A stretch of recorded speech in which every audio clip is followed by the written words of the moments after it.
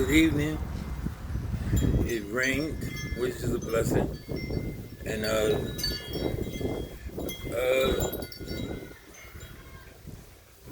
we know from a law of God the Creator that if you make dua while it rains, it is the best time to make dua. Uh, I have some information that I would like to get out first before I start Daily Bread.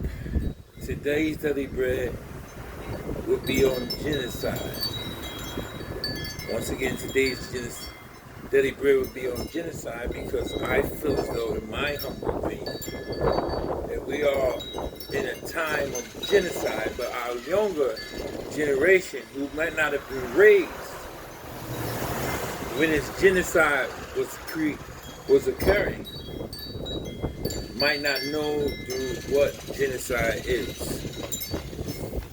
So, with that being said, I would definitely use my phone because I do not, well, one of my phones, because I do not want to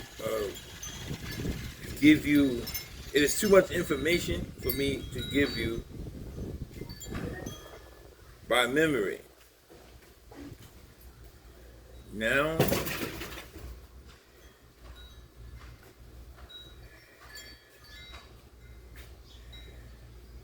what is genocide? Genocide is deliberate killing of a large number of people from a particular nation or ethnic group with the aim of destroying that nation or group. Now, before I go into what genocide is, I would like to also tell you something called fatigue.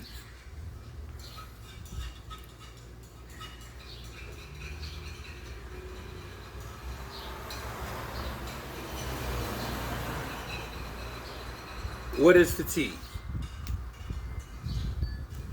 Fatigue is poor sleeping hygiene, behavioral habits that make it hard to sleep. Examples including drinking coffee late at night or having irregular sleeping patterns or doing something that has exhausted a person.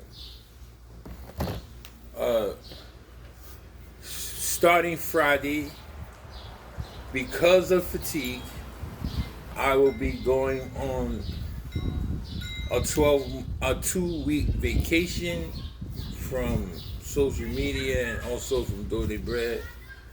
And during that vacation, I will only speak during that 2 weeks when the Lord decrees me to speak or He urges me to do so, because I am truly fatigued. I will be in Jersey, and if the Lord Subhanahu wa Ta'ala chooses for me, God, Jehovah, chooses for me to video any of that, I will, because I'm not a stingy person. Now I'm back to genocide. If you go back to the roots of Africa, and if you needed to go to Africa today, you would need shots. Let me tell you how many.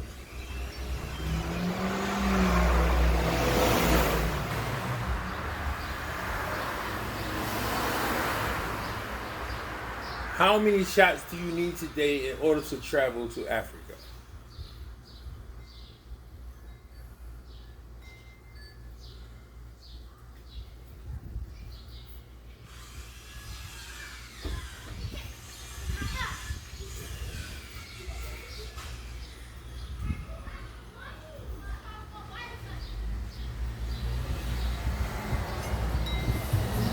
You would need to get a measles, mumps, and rubella, MMR, tantus, diarrhea, and pertussis, TD, AP, influenza, chickenpox, shingles, pneumonia, and polio.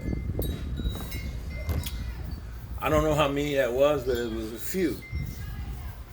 So, I know that a lot of black people will be angry at me if you think that it was possible for white foreigners to come to Africa, that is one of the most dangerous places on earth, and go to the middle of the jungle and train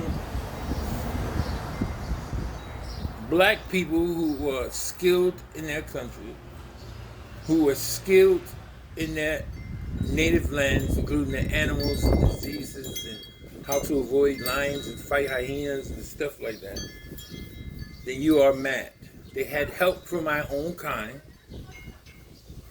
and the slaves that were given to the Americans were usually slaves or people who were caught in war or genocide.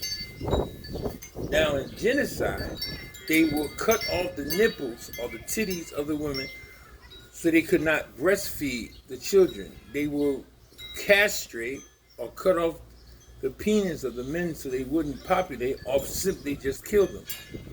That ensured that that generation will not be able to go forth in whatever ethnicity or people they were. So, I have no problem with Black Lives Matter, but when we have a problem with a black man being shot by police, and we have riots, and we have all of these things that we have, when we know we have a justice system that is going to basically let these white people free, I find it appalling that we are not as so enthusiastic when you have two generations of blacks that are killing each other on the street. You have a black man who is dead, and you have another black man who will go to the rest of his life in jail. He will not be able to take care of his family. He will not be able to reproduce. Last time I checked, you cannot reproduce in jail unless science creates so. And his family will be destroyed on all fronts because he will be missing. And the other family will be destroyed on all fronts because they will be mourning the loss of another. Me, in my humble opinion, think that is a more travesty than a white cop who basically our justice system lets get away with killing us. Now, the reason I called out politicians and the government in America in my last video was because of this very thing. We pay more attention to infrastructure. We pay more attention to communities and photoshops. And we pay too much attention to chances to get on TV than we do in actually caring about the people that we are in charge of. That's why I do not call myself a pastor, because in definition, a pastor is not only responsible for himself, but he is also responsible for the flock in which he teaches. I am not a pastor. I do not want that responsibility. I am a lecturer who is qualified to give lectures based upon intellectual gifts that were given to me by Jehovah, Allah, God the Creator, Prophet, Allah Subhanahu wa Ta'ala. Now, with all that being said, because of time restraints, I will end like I usually end. And I will say, when you wake up in the morning, please look at yourself in the mirror. Tell yourself that you are beautiful, you are special, and you deserve to be happy. Also, most importantly, remind yourself that you do not deserve to be fucked over. Once again, after Friday, I will take a 2-week break from Daily Bread because I am truly fatigued from life, from this journey that I am taking, from this renewal that I am taking, and the consequences of thereof. I pray that during that absence, you may go to my channel on YouTube, the Decopbo Show. You can push subscribe, and I have followers who outnumber the followers of my own family. And I say that not out of disrespect because these are my family, but sometimes your own family tells you how they feel about you because it is absolutely free to go to my channel and push subscribe or like. So, with that being said, I myself am not a judge. I do not hate or have a grudge against my family in any way, form, or fashion. I'm just expressing my emotions and my feelings like every human being on this earth should be allowed to do. It's your boy Decopbo, Decopbo One.